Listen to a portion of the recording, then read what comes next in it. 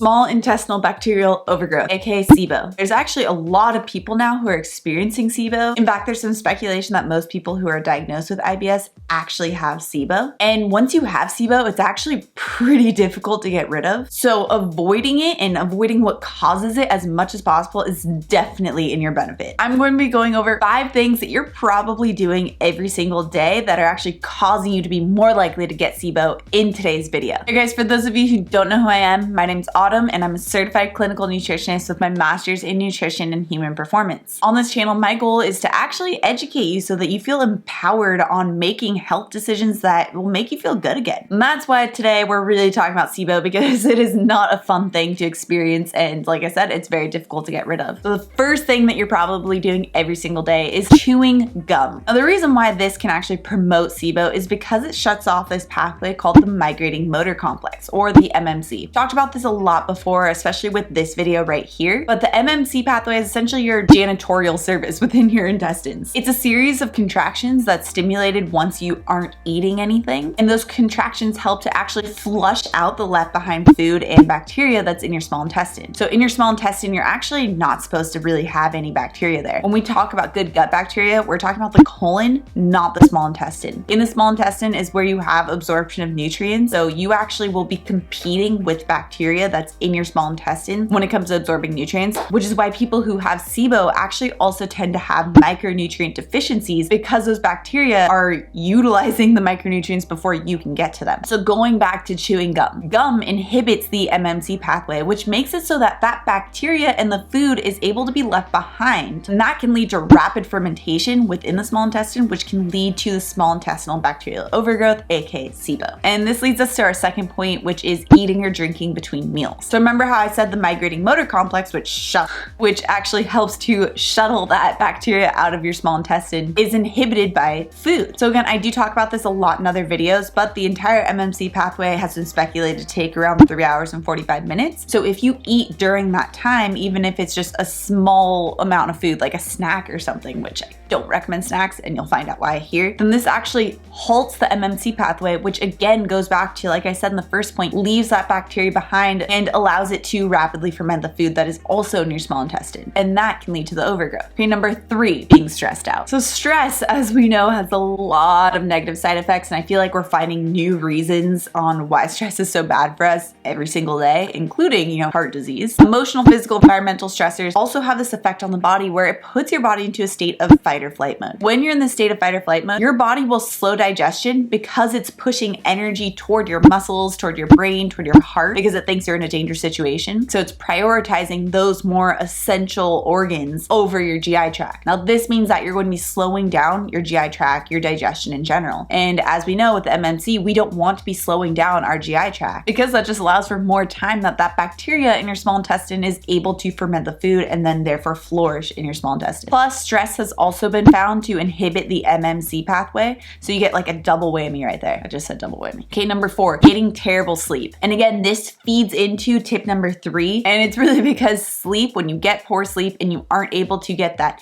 rest and restorative action when you sleep, and that increases your stress hormone the next day. And as we talked about with tip number 3, that will shut off your MMC pathway, which leads to the bacterial overgrowth. So sleep is another passion project of mine. I love sleep and I have a lot of videos on it, but I highly recommend you start off with this video first, because your first response might be like, oh, well, maybe I can take melatonin and that'll help my sleep. Don't do it. Check out why with this video. Okay, and number 5, eating a high sugar diet. So sugar is one of those foods that rapidly ferments by bacteria. It's really easy for it to digest, which means that if you do already have any type of overgrowth in your small intestine, that this will just feed the overgrowth and allow it to flourish within your small intestine. Plus, by having more sugar in your diet in general, that also causes you to have those spikes and falls in the blood glucose levels that I'm always talking about, and that'll lead to hypoglycemia, which will lead you to craving more food more often, which goes back to tip number 2, and the fact that you're going to be eating more often in general as a result. And that will also cause your body to shut off the MMC pathway, which can lead to the bacterial overgrowth. So you'll notice that a lot of these tips really go back to the MMC pathway and stimulating the MMC pathway. And one really great way to do this is by utilizing intermittent fasting, which if you're not new to my channel, then you know that I have a lot of great videos on the science behind this and how to utilize it. Also have the 21-day intermittent fasting program, but I highly recommend that you go and watch this video next, especially if you're new to intermittent fasting, because it does go over the common mistakes that I often see with intermittent fasting. fasting. Also, if you love the science-backed information, make sure that you subscribe right here. I come out with new videos every Tuesday and Thursday. Alright guys, thanks for watching and I'll see you in the next video.